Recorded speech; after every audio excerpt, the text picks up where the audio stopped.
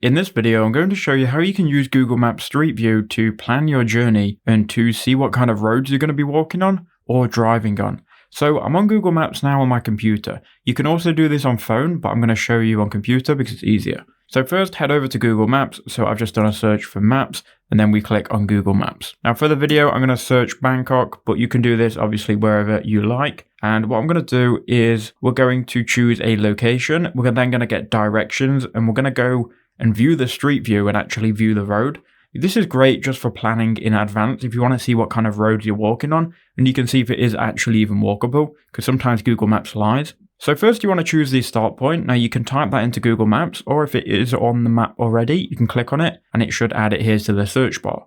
Then we'll click directions and that will add it here as the destination, and we can add another place here as a starting point. So let's say we want to walk from this rooftop bar to this apartment building here. So we'll click here. We can also type it in.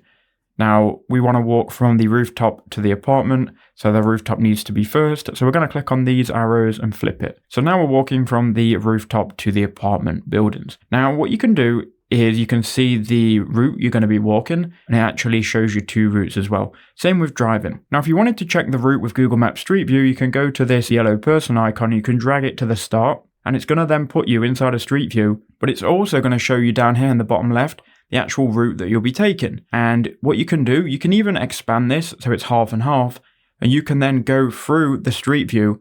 And as you do that, and even when you turn around, if you look at the icon, it will actually update in real time. So you can go down this exact road that you're going to be walking or driving down, and you can see like what is the condition of the pavement looking like. Do they even have a pavement that I can walk down? You can use it to plan your route a lot better, right? So that's how you can do it. You can move this anywhere, and throughout the journey, it will show where you are on the map.